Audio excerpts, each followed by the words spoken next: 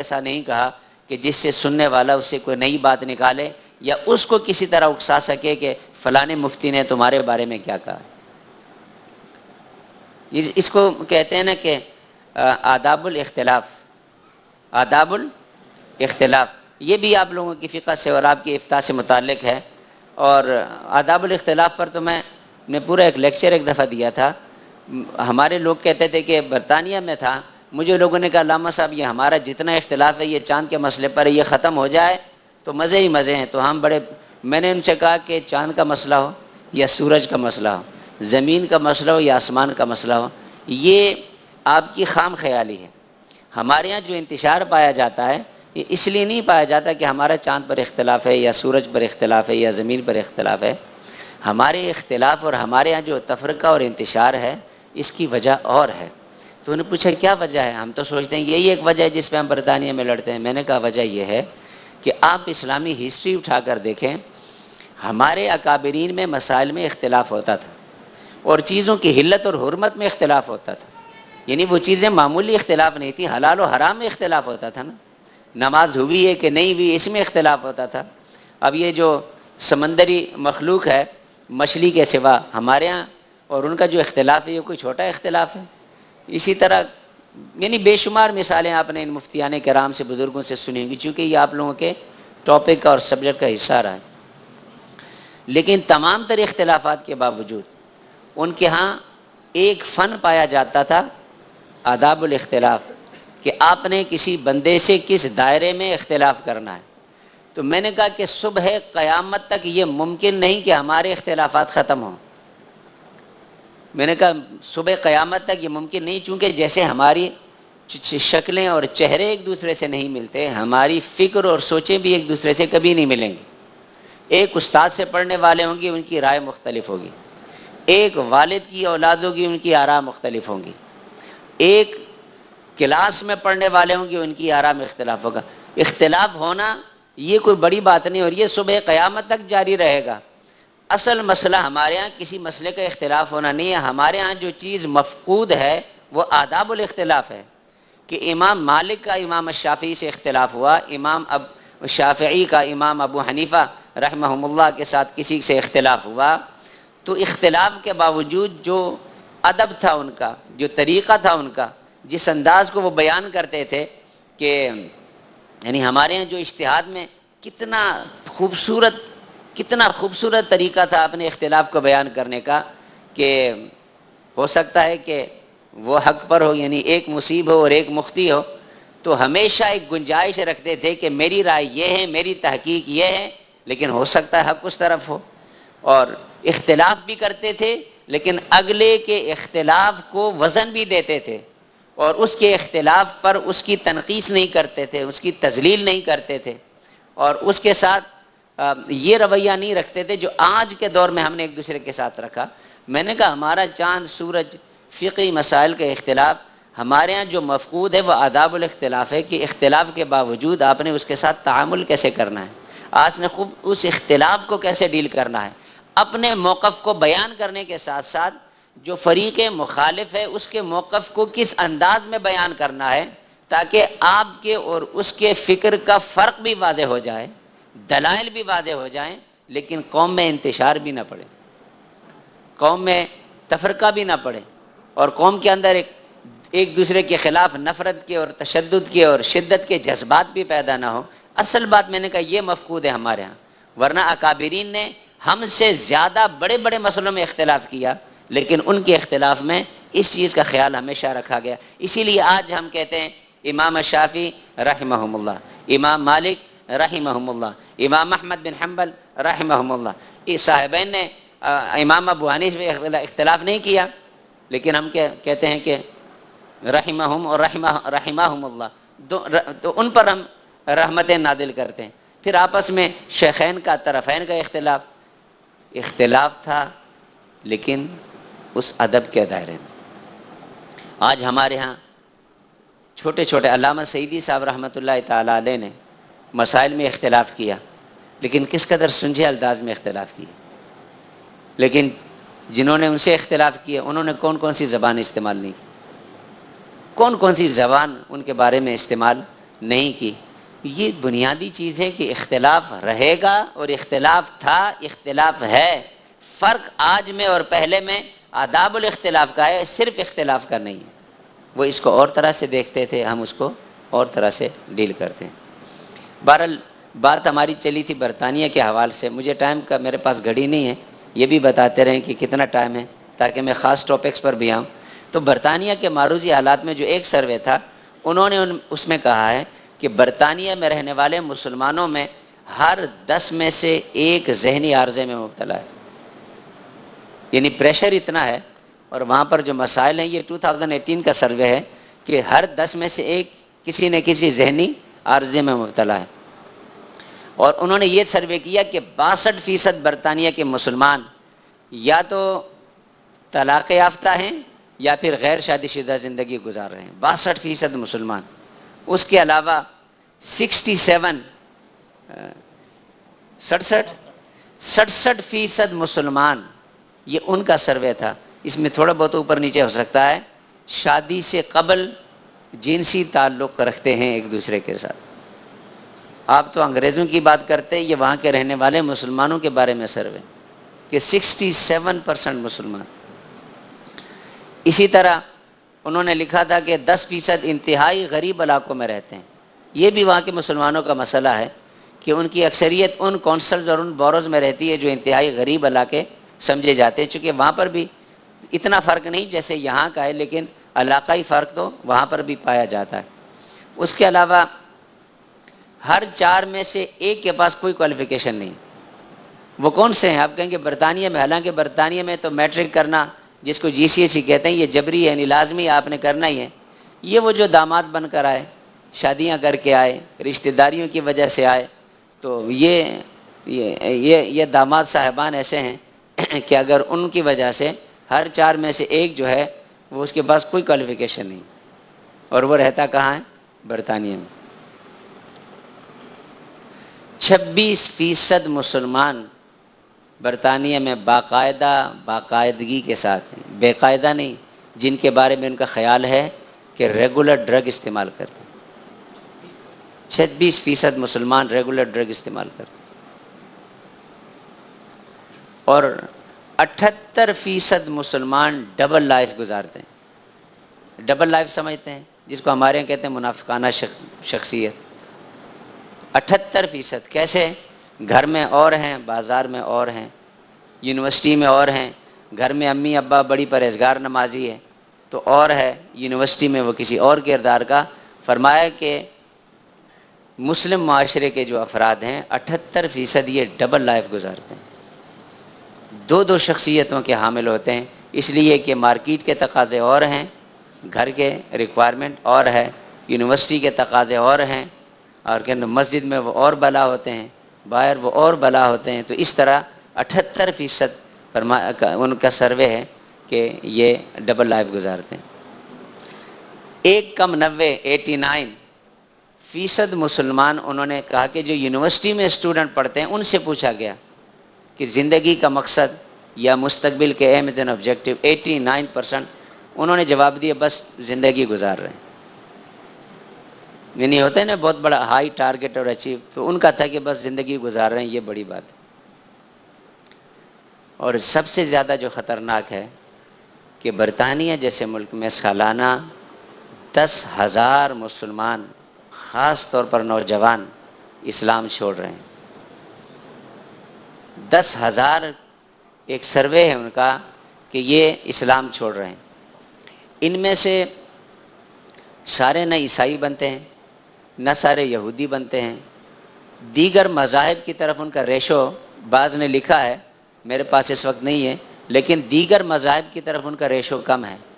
ان میں سے اکثریت لا دین ہو جاتی ہے، ایتھیسٹ کہتے ہیں جس کو، وہاں پر بے دین کہتے ہیں، لا دین، ہاں، اور ایتھیسٹ یعنی جو کسی چیز پر بلیو نہیں کرتے۔ دیگر مذاہب بھی ان کو اٹریکٹ نہیں کرتے، اور اسلام کے بارے میں جو اسٹڈی کرتے ہیں، اور اس کے کئی اسباب بیان کیے ہیں، اور ان اسباب میں سے ایک سبب وہ جب اسٹڈی کرتے ہیں تو مسلمانوں کے آپس میں جس طرح کے ایک دوسرے کے ساتھ رویے ہیں، اور جس طرح کے تشدد ہے اور جس طرح نظریات میں مشرق اور مغرب کا بعد المشرقین ہے، چونکہ ان کے پاس بیسک انفارمیشن نہیں ہوتی۔ اب آپ نے دین کی بنیادی تعلیم حاصل کی ہے، بنیادی اصول سیکھے ہیں، اگر آپ کو دو نظریوں میں بعد المشرقین بھی نظر آئے، ایک طرف کھڑا ہے، دوسرا اس کے اپوزٹ کھڑا ہے، تو آپ آسانی سے اندازہ لگا سکیں گے کہ صحیح کون ہے اور غلط کون ہے۔ آپ اس میں پریشان نہیں ہوں گے کہ یہ ایک پہاڑ پہ کھڑا ہے، دوسرا میں کدھر جاؤں۔ لیکن جس کے پاس اسلام کی بیسک معلومات اور بیسک نالج نہ ہو تو وہ کیا کرے گا؟ وہ جب اتنے سارے انتشارات دیکھتا ہے تو وہ مزید پریشان ہو جاتا ہے، اور اس پریشانی کی وجہ سے ان اسباب میں سے جو ان کو لادین بناتے ہیں، ایک سبب یہ بھی ہے، چونکہ ان کو ایکسیس ہو جاتا ہے نظریات کو پڑھنے کا، آئیڈیاز کو پڑھنے کا، خیالات کو پڑھنے کا، تو وہ پھر ان کو یہی خیال زیادہ آتا ہے کہ میں اگر مسلمان ہوں بھی تو میں کون سا مسلمان۔ اس پر مجھے ایک ہلکا سا لطیفہ بھی یاد آیا کہ یہ تو اوورآل مسلمانوں کی بات ہے، لیکن وہ عبرت کے لیے بتا رہا ہوں، کسی مزاح کے لیے نہیں۔ ہمارے استاد ہوتے تھے ڈاکٹر بشیر احمد صدیقی صاحب رحمۃ اللہ تعالیٰ علیہ، وہ یہاں پنجاب یونیورسٹی میں جو اسلامک ڈپارٹمنٹ ہے پنجاب یونیورسٹی کا، اس کے ہیڈ تھے، اور بڑے بڑے جو پی ایچ ڈی ڈاکٹر ہیں اس وقت ان کے اساتذہ تھے۔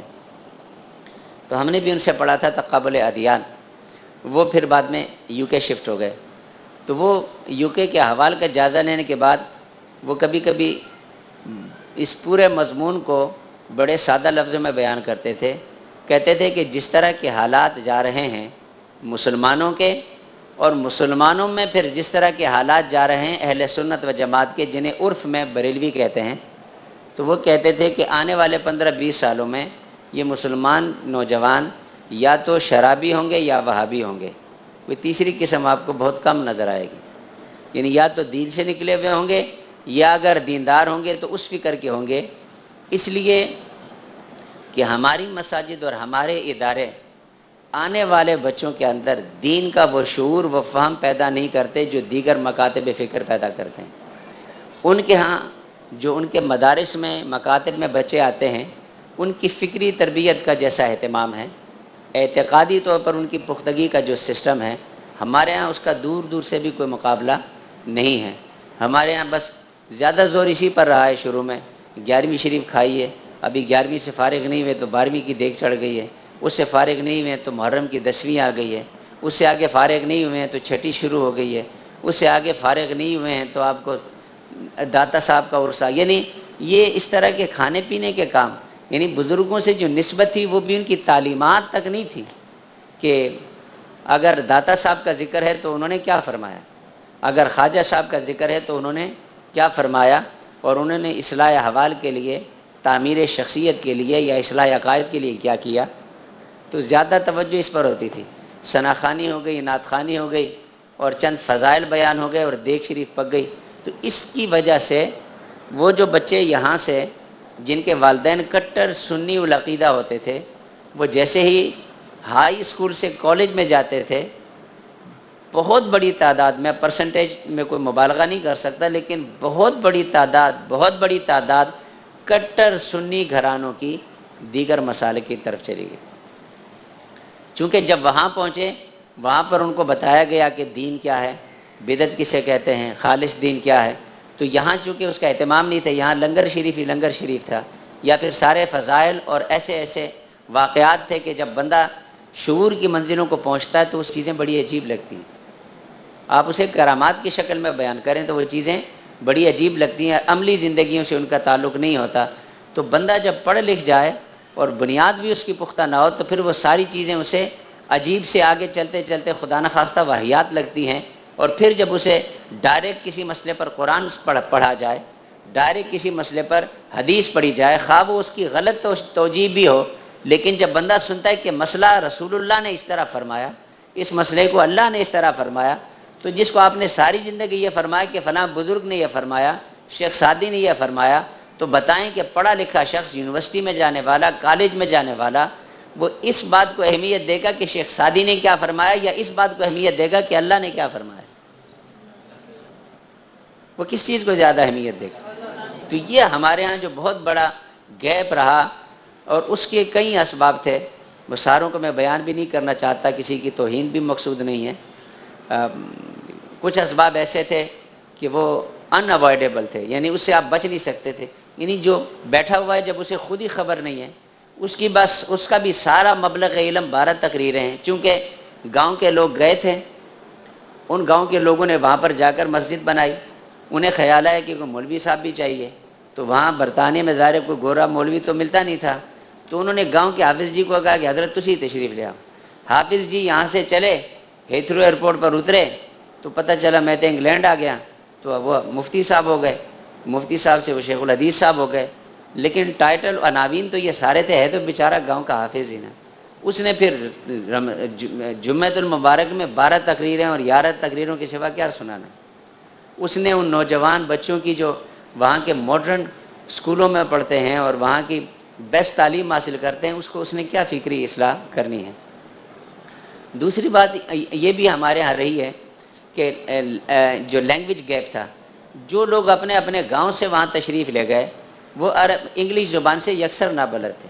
وہ جو بیسک چیز تھی دعوت و تبلیغ میں، وما ارسلنا من رسول الا بلسان قومی، کہ اللہ تبارک و تعالیٰ تو رسولوں کے لیے حکمت بیان فرما رہا ہے کہ پیغمبری کا منصب سر انجام دینے والوں کو میں نے ان کی زبان میں بھیجا. لیکن ہم وہ قوم تھے کہ انہیں انگلش آئے نہ آئے، انگلش لکھیں یا پڑھیں نہ پڑھیں نہ لکھیں، ہماری بلا سے ہماری پہاڑی بولیں، ہماری پٹواری بولیں، اور ان کو ہم نے وہاں بلا لیا. نتیجتاً ہمارا تو دلچسپی کا سامان جاری اور ساری رہا، لیکن وہ بچے جو وہاں پیدا ہوئے جن کی فرسٹ لینگویج انگلش بن گئی، وہ زبان یار من ترکی و من ترکی نمی دانم، وہ کمیونیکیشن گیپ ان کے اندر پیدا ہو گیا. اب جب کمیونیکیشن گیپ پیدا ہو گیا تو استاد بچے کو نہیں سمجھا سکتا، بچہ استاد کو نہیں سمجھا سکتا. 16 سال بچہ مسجد میں آتا ہے. کتنا؟ 16 سال. چونکہ یہ عمر ہے کہ جب وہ والدین کے کنٹرول میں رہتا ہے.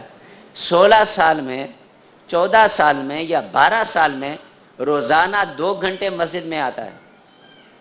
لیکن جب 14 اور 16 سال کے بعد مسجد سے نکلتا ہے تو بمشکل اس کے قرآن پڑھنے کا تلفظ صحیح ہوتا ہے. دین کی معلومات اس کی زیرو نہ ہونے کے برابر. انہی 16 سال میں یہاں پر وہ 2 گھنٹے آتا ہے، اسکول میں وہ 5-6 گھنٹے جتنے جاتا ہے. ہم نے اس کا ایک ورک آؤٹ کیا تھا. مسجدوں میں اور اسکولوں میں آنے کا جو گیپ تھا، وہ جو ڈفرنس تھا نا آورز کا، گھنٹوں کا، وہ اتنا زیادہ نہیں تھا. اس کی وجہ کیا تھی؟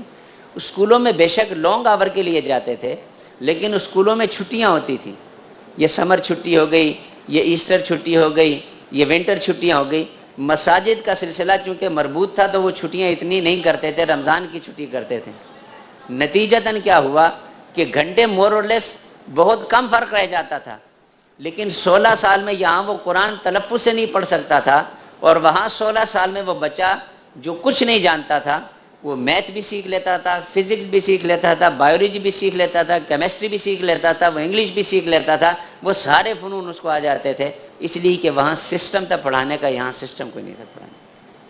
آپ اندازہ کریں کہ ایک بچہ وہاں کا جو میٹریکولیشن کرتا ہے، جس کو GCSE کہتے ہیں، اس کی معلومات اور اس کا علم اور ان سارے علوم و فنون پر اس کی مہارت، ہم اسی دورانیے میں اگر آدھا وقت بھی رہا تو اسلامک اسٹڈیز تو ایک طرف رہی، قرآن بھی وہ ٹھیک نہیں پڑھ سکا، اس کا تلفظ درست نہیں ہوا. ہم نے کئی ایسے نوجوانوں کو دیکھا جو 12 سال مسجد میں جاتے رہے، لیکن بعد میں جب قرآن پڑھا تو غلط پڑھا. پوچھا اللہ کے بندے کیوں؟ پتہ چلا استاد جی انجی پڑھا ہے.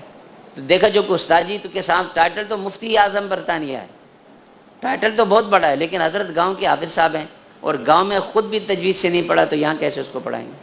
تو جو اپنی ذاتی کمزوری تھی اس کو ہم نے کبھی ریکگنائز نہیں کیا. اب آنے والے وقتوں میں حالات رفتہ رفتہ بدل رہے ہیں، وہ پرانے حالات نہیں ہیں. وہاں کے نوجوان پیدا ہوئے ہیں، وہاں کے مدرسوں میں کچھ پڑھے ہیں تو حالات میں کچھ بہتری آئی ہے. یہ تو وہاں کے معروضی حالات ہیں جو میں آپ کے ساتھ شیئر کرنا چاہتا تھا. بہت ساری چیزیں تھیں، لیکن ان ساری چیزوں کو اب میں چاہتا ہوں کہ اس بات کو میں ختم کر دوں کہ ہاں، جو سب سے بڑی افسوسناک بات ہے، ایک بات، برطانیہ میں ہمارا آبادی کا تناسب 4.5% کے لگ بھگ ہے. 3 ملین 30 لاکھ سے 4 ملین کے لگ بھگ برطانیہ میں مسلمان آباد. تو تناسب تقریباً پہلے 3 تھا، پھر 3.5، پھر 4، 4.5، ہر سال بڑھتا رہتا ہے. آبادی کا تناسب 4.5% یا 5% ہے. یعنی کل آبادی کا ہم کتنا حصہ ہیں؟ 4.5%. لیکن جیلوں میں ہمارا تناسب 17% ہے. جیلوں میں ہمارا تناسب کتنا ہے؟ 17% ہے. یعنی یہ وہ شعبہ ہے کہ جس میں کوئی ہمیں بیٹ نہیں کر سکا، نہ کالا نہ گورا، ساروں کو ہم نے کراس کیا ہے. اور ان میں سے بہت سارے جو گئے وہ کن چیزوں میں گئے؟ یہ ڈرگ ڈیلنگ میں گئے، یہ کرمنل ایکٹیویٹیز میں گئے ہیں، جرائم میں گئے ہیں. اور پہلے تو نوجوان لڑکے جاتے تھے، اب اچھی خاصی تعداد مسلمان لڑکیوں کی بھی جیلوں کو زینت بخش رہی ہے. اور وہاں پر انہی جرائم کی وجہ سے، انہی ڈرگس کی وجہ سے نوجوان لڑکیاں بھی جیلوں میں پہنچ رہی ہیں. تو آبادی میں آپ 4.5% ہوں اور جیلوں میں 17 سے 20% ہوں، تو آپ اندازہ لگا سکتے ہیں کہ ہمارا اخلاقی معیار کیا ہے. یہ ایک فگر پوری کی پوری سوسائٹی کی تصویر پیش کر دیتا ہے. اور اس سے زیادہ افسوسناک بات کیا ہے، جو میں وہاں بعض اوقات جمعے میں بھی کہتا ہوں، کہ جیلوں میں جانا ایک المیہ ہے، لیکن ہماری بدنصیب سوسائٹی، وہ جو پرانا ذہن تھا کہ وہ جیل میں جا کر شرمندہ نہیں ہے کہ میں جیل میں گیا ہوں، چونکہ وہ ڈرگ بیچتے ہوئے گیا ہوا ہے، کسی کو تھپڑ مارتے ہوئے گیا ہوا ہے، تو وہ وہاں فخر سے کہتا ہے جڑیا نہ کا میں نہ جیڑا. جب بندہ اپنے جرم پر فخر کرے تو نکل کر اپنی اصلاح کیا کرے گا؟ جو اپنے کام پر شرمندگی محسوس نہ کرتا ہو وہ نکل کر بھی پھر، اسی لیے برطانیہ میں یہ بھی ایک سائنس ہے ان لوگوں کی، انہوں نے اس پر سروے کیا کہ جن جن لوگوں کو انہوں نے جیلوں میں رکھا جرائم کے معاملے میں، جب انہیں رہا کیا تو ان میں سے ایک اچھی خاصی تعداد دوبارہ پھر ان کی مہمان بنی، وہی جرم کرتے ہوئے، تو وہی جرم کرتے ہوئے دوبارہ ان کی مہمان بنی. اسی لیے جو کرمنل ورلڈ میں ایک سائیکی ہے اور ایک سسٹم ہے ورلڈ کے کرمنل میں کہ مجرموں کی فہرست بناتے ہیں، یہ علاقوں میں، تھانوں میں، وہاں پر تو بڑا سسٹمیٹک. اس کی وجہ کیا ہوتی ہے؟ وہاں تو اس کا وہ ڈی این اے لیتے ہیں، بہت ساری چیزوں سے ریکارڈ رکھتے ہیں. جب بھی جرم ہوتا ہے پہلے ان مجرموں کو جن کا ریکارڈ ہوتا ہے ان میں تلاش کرتے ہیں، چونکہ انہیں پتہ ہوتا ہے کہ اس نے ایک دفعہ کیا، یہ دوبارہ پھر کرے گا، یہ سبارہ پھر کرے گا، تو اکثر ان کو مجرم انہی میں سے مل جاتے ہیں. اس لیے ان کو پورے معاشرے کو چھاننا نہیں ہوتا. آپ دیکھتے ہیں نا کہ یہ لوگ بڑے تیز ہیں، مجرموں تک پہنچتے کیسے ہیں؟ یہ ٹیکٹک استعمال کرتے ہیں، یہ سائیکی استعمال کرتے ہیں، یہ انسانوں کے رویوں کا انہوں نے زندگی بھر جائزہ لیا ہے کہ مجرم جب ایک دفعہ جرم کرتا ہے تو دوبارہ اس کے کرنے کے چانسز اس کے مقابلے میں جس نے وہ جرم نہیں کیا بہت زیادہ ہوتے ہیں. وہ زیادہ اس کے چانسز ہیں کہ اس نے اس میں اپنے آپ کو انوالو کیا. اس پر میں وہاں کے مسائل کو ختم کرتا ہوں، چونکہ وہ فہرست بہت لمبی ہے اور میں نہیں چاہتا کہ آپ لوگوں کا مزید اس حوالے سے ٹائم لوں. وہاں آپ ایک بات بڑی کہی جاتی ہے، میں بار بار کہتا ہوں، بات ختم کروں پھر ایک نئی چیز ذہن میں آتی ہے، وہ یہ ہے، آپ ہمیشہ پڑھتے ہیں مسلمانوں کی تعداد بڑھ رہی ہے، پڑھتے ہیں کہ نہیں؟ اچھا، آپ کبھی اس کو کریٹیکل انالائز کیا کریں، مسلمانوں کی تعداد کیسے بڑھ رہی ہے؟ مسلمانوں کی تعداد امیگرینٹ کی وجہ سے بڑھ رہی ہے. یہ جو آپ کے پولیٹیکل اسائلم والے دوڑ رہے ہیں، یہ جو جہازوں سے لٹک لٹک کر پہنچے ہیں، کل کو جب وہاں پر تعداد شمار کریں گے تو یہ بھی تو شمار ہوں گے نا. یہ امیگرینٹ والے ہیں، یہ جو شادی بیاہ کر کے داماد بن کے گئے ہیں، یہ جو دولہے بن کے گئے ہیں، یہ ایک سبب ہے مسلمانوں کی تعداد بڑھنے کا. پھر مسلمان گھرانوں میں جو برتھ ریٹ ہے وہ بنسبت اور قوموں کے بہت زیادہ ہے، یعنی اس بارے میں بھی ہم خود کفیل ہیں. ہم اور بنگالی وہاں پر اس حوالے سے بہت خود کفیل ہیں، دونوں کمیونٹی. تو ماشاءاللہ سے کثیر تعداد میں حضور کی امت میں اضافہ کرتے ہیں. تو ایک یہ بھی برتھ ریٹ چونکہ آپ کا ہائی ہے، یہ بھی ایک سبب ہے، آپ کو پتہ چلتا ہے مسلمان بڑھ رہے ہیں. امیگرینٹ زیادہ آتے ہیں، یہ بھی ایک سبب ہے. اصل بات تب ہوتی جب مقامی لوگ وہاں پر اسی کثرت کے ساتھ مسلمان ہوں. اس پر میں آپ کو ایک ٹیکنیکل بات آپ کو بتاؤں کہ ہندوستان میں اسلام محفوظ رہا. ہندوستان سے مراد متحدہ ہندوستان، جس میں پاکستان، بنگلہ دیش ہے. یہاں پر مسلمانوں نے 1000 سال حکومت کی. ہندوؤں کی آبادی پھر بھی مغلوں کے دور میں 82% پھر بھی ہندو تھے، مسلمانوں کی تعداد کم تھی، حالانکہ بادشاہ رہے. یہ ایک الگ موضوع ہے، کہتے ہیں کہ اسلام تلوار سے پھیلا. تلوار سے پھیلتا تو مغلوں تک 82-80% ہندو کیسے رہ گئے تھے؟ تو ہر طرف مسلمان ہی مسلمان ہوتے. لیکن ایک الگ موضوع ہے. جو اصل بات ہے، مسلمانوں نے اسپین میں 700 سال حکومت کی. کتنے سال؟ 700 سال حکومت کی.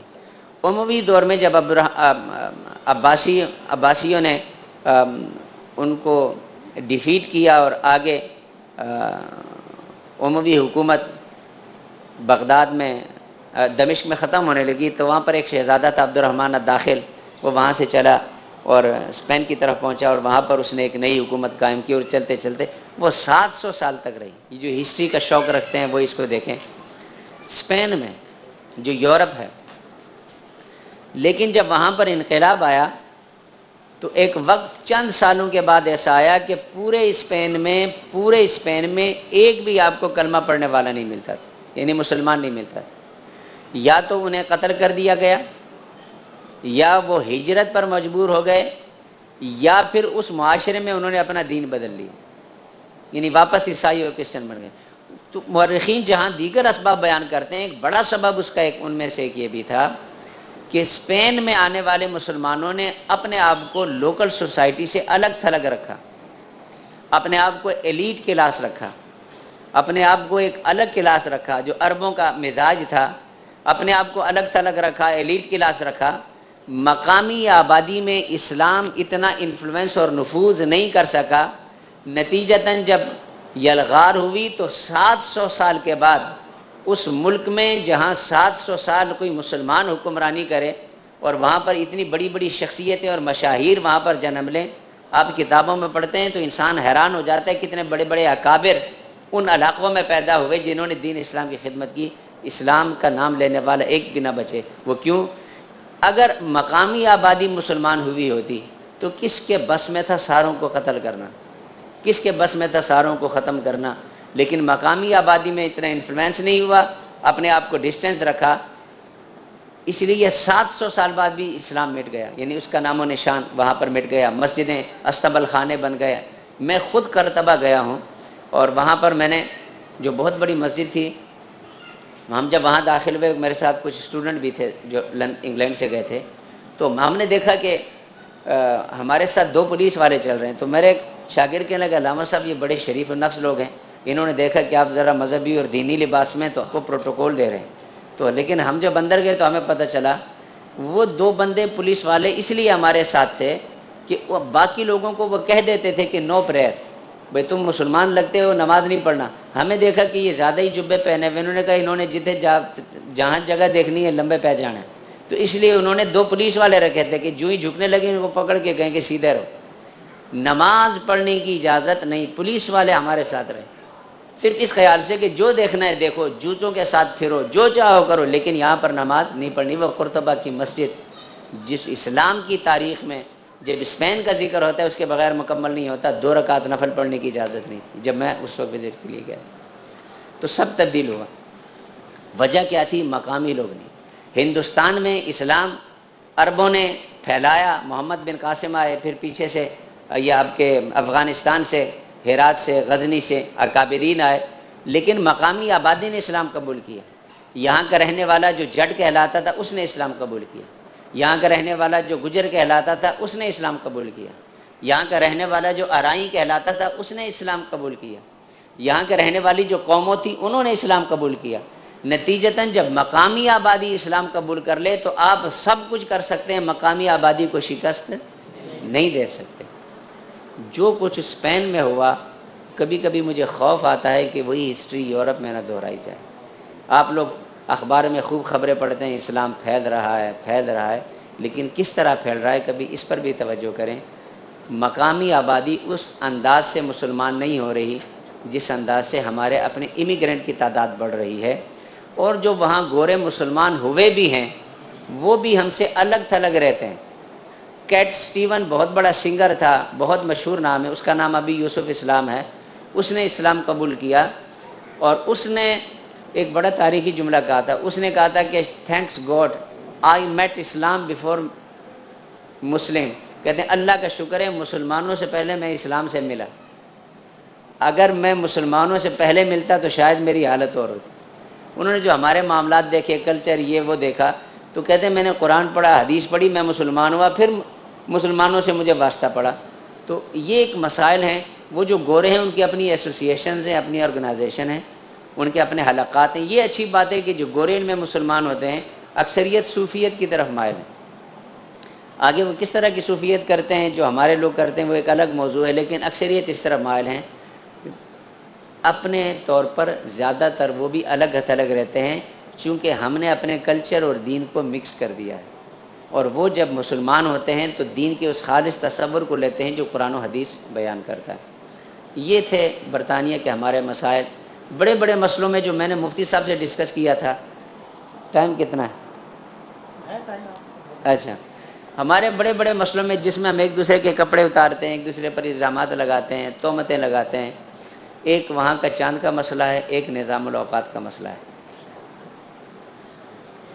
ایک شہر میں، ایک محلے میں سحری کے وقت میں 1.5 گھنٹے کا فرق